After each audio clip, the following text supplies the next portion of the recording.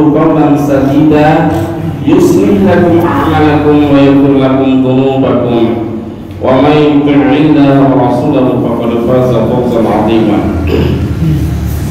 Wa rahmatullah, Bapak-bapak, Ibu-ibu, hadirin sekalian yang berbahagia. Alhamdulillah, kita bersyukur kepada Allah Subhanahu wa taala atas segala limpahan karunia-Nya yang begitu banyak kepada kita semuanya, sehingga kita bisa berwajah bertatap muka di tempat yang mulia ini, di antara rumah Allah yang ada di muka bumi ini. Semoga pertemuan kita nanti walaupun mungkin tidak meminta waktu yang panjang dan juga tempat yang luas, tetapi manfaat dan keberkahannya bisa kita ambil, berfungsi, berguna untuk kehidupan kita di dunia maupun kelak di akhirat. Allahumma amin. Salawat serta salam semoga tetap terlimpah pada Nabi Muhammad SAW beserta para sahabatnya dan kaum kerabatnya dan orang-orang yang senantiasa mempelajari sunnah-sunnahnya dan mengamalkannya dengan baik.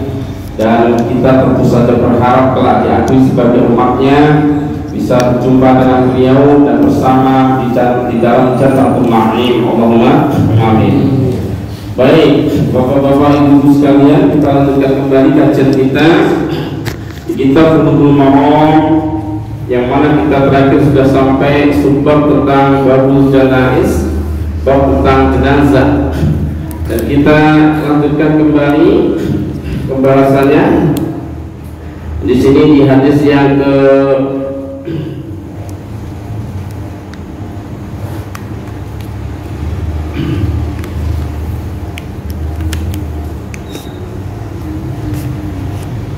18 ya dari bab ini ya. Kita baca. Wa 'aliyin qala sami'tu nabiyya sallallahu alaihi wasallam yaqul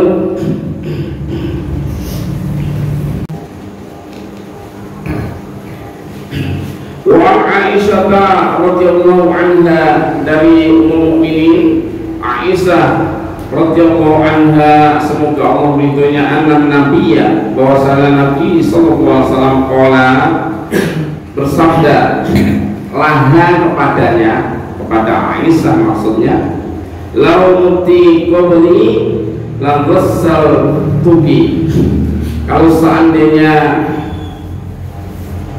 engkau meninggal duluan, ya kalau seandainya meninggal duluan wahai Aisyah gitu, maka tentu saya akan memandikan engkau gitu. Jadi al-hadis rawahu Ahmad wa Ibnu Majah wa Sahihul Ibnu Hibban. Ya, sahih di dalam al-Irwa juga dinyatakan seperti itu di dalam kitab al-Irwa. Di dalam mengurus jenazah khususnya ketika memandikan gitu ya. Gitu. Seorang istri dimandikan suaminya begitu. Ya, kalau enggak saudaranya yang perempuan, kalau enggak ada orang mukminah yang bukan walaupun bukan saudara sebagainya. Tetapi selama ada dan mampu atau bisa, maka diharapkan gitu ya, seorang istri dimandikan sama suaminya gitu. Afdoliyahnya apabila seorang istri meninggal itu adalah yang memandikan suaminya, seperti itu.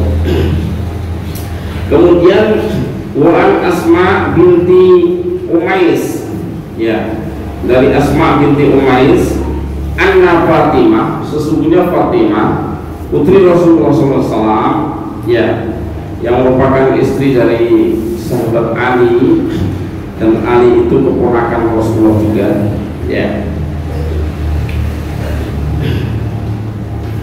Awsat an yughsilana Aliyun, dia berwasiat, ini diamalkan juga sama putrinya, nampaknya ya, putri Rasulullah Fatimah, dia berwasiat an yughsilana Ali, supaya nanti kalau meninggal itu yang memandikan adalah Ali, artinya suaminya begitu. Nah ini jadi sesuai diamalkan oleh sahabat juga. ya, tetapi sekali lagi hanya sebagai fadilah atau keutamaan, tidak harus begitu ya, maksudnya seperti itu.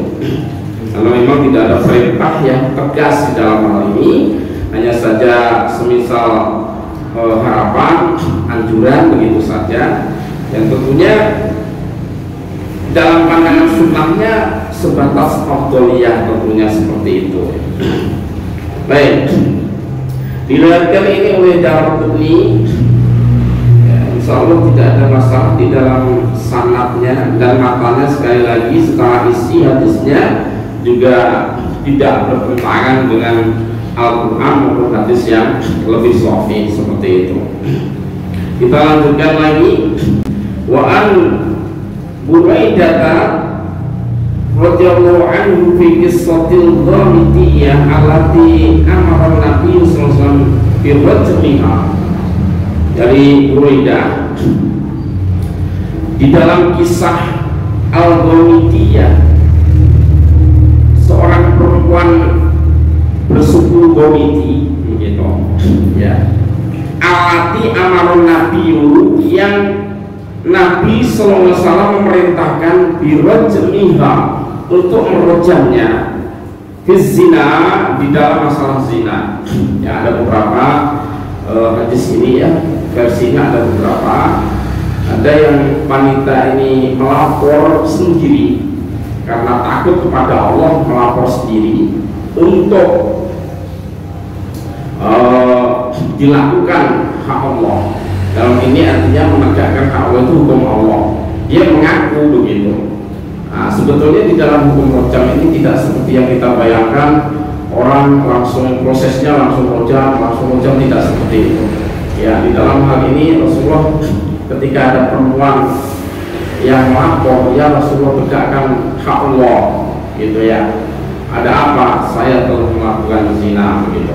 Terus terang, karena saking takutnya kepada Allah, dia terus terang begitu.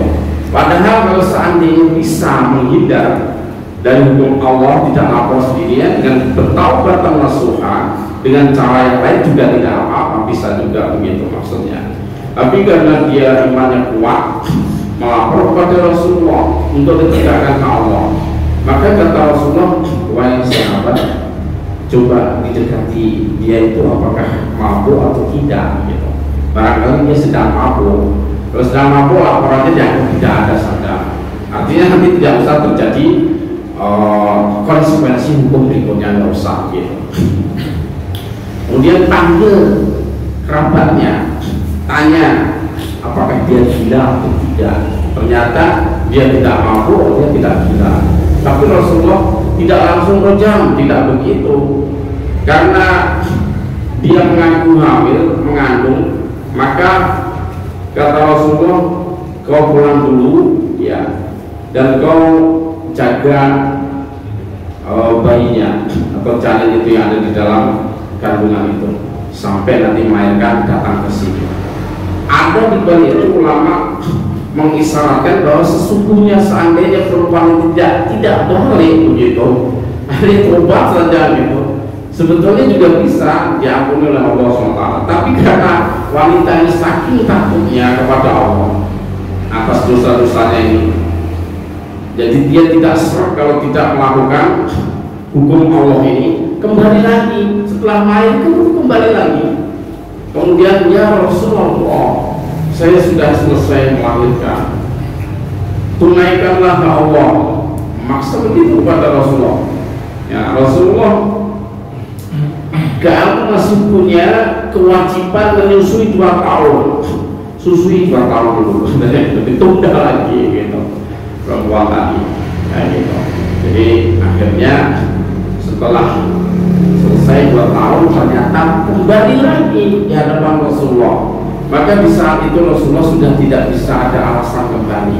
Kalau sudah tidak ada alasan kembali untuk menghindarkan dirinya dari rojam, terlaksana rojam tersebut, maka dirojamlah perempuan tadi. Nah gitu. Nah, kalau yang di sini versi yang pendeknya ini ya kita baca.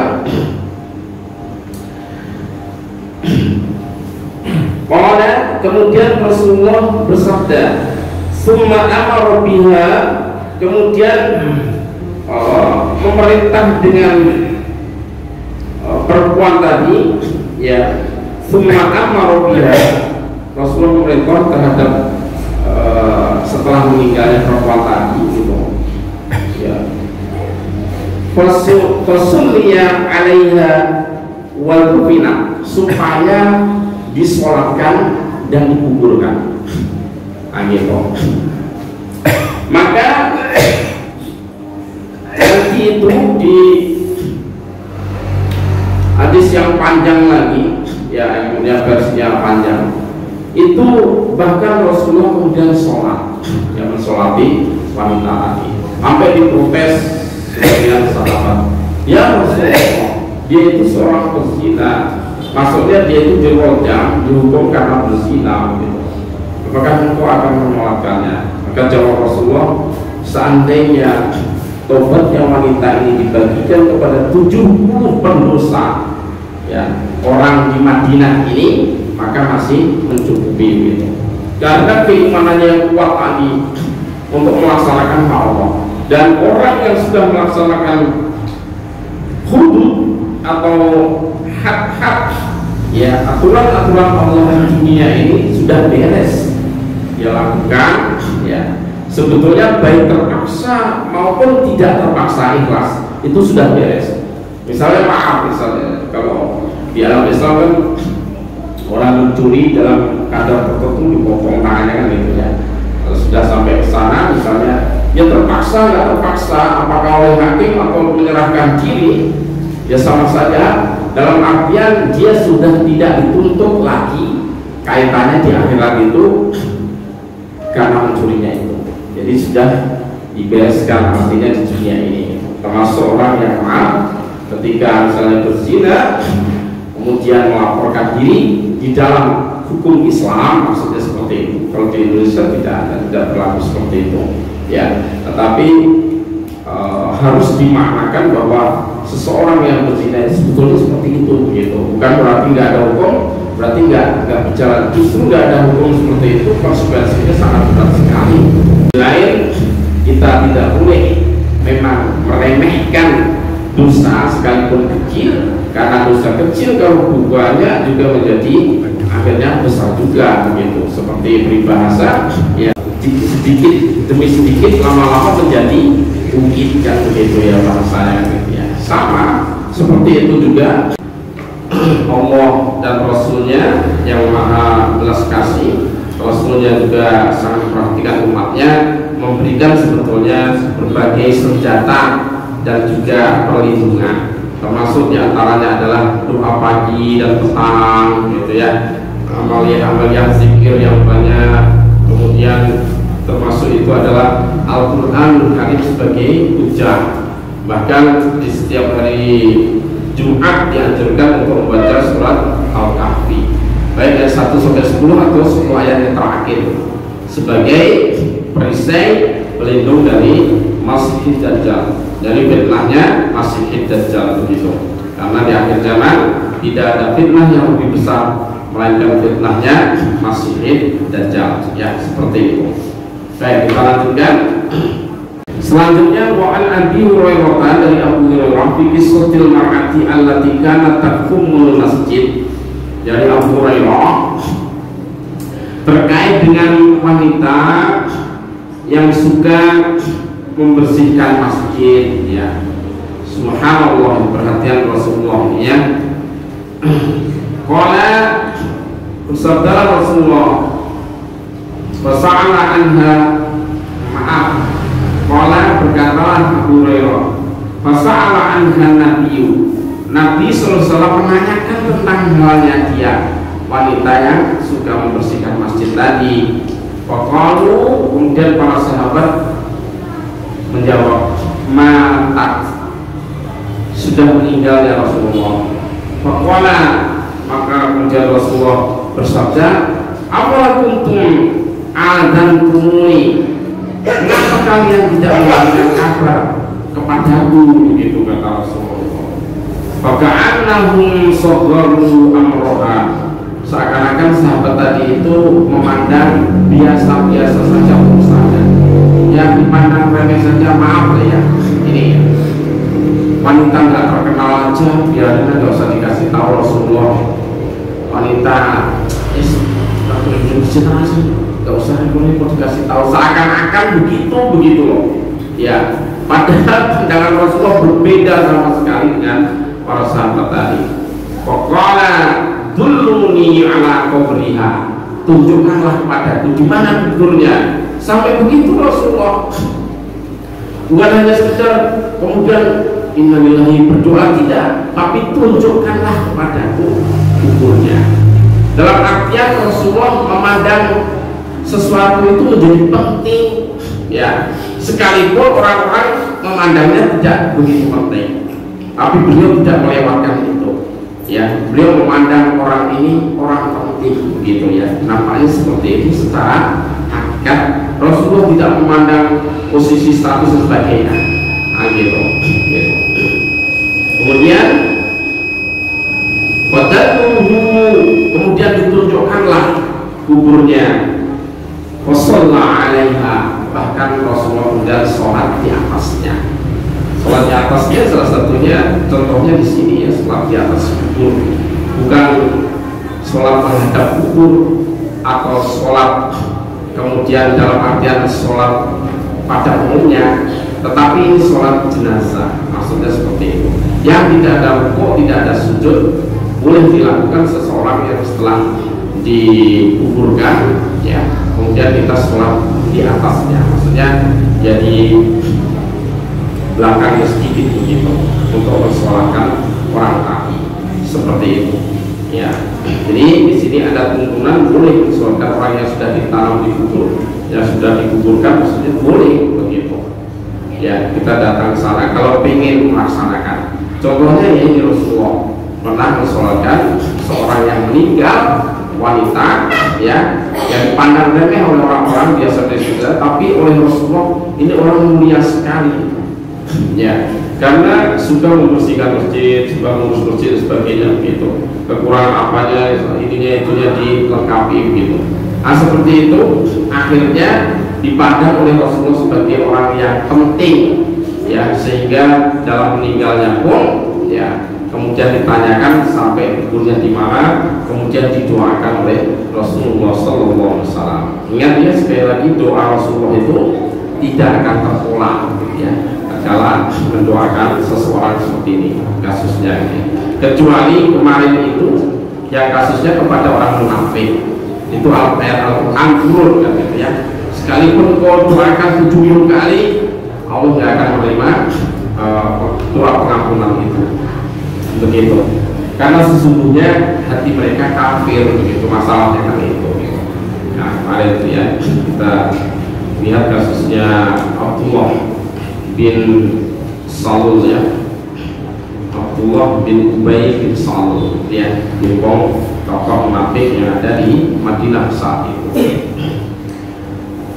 Satu lagi yang pendek saja,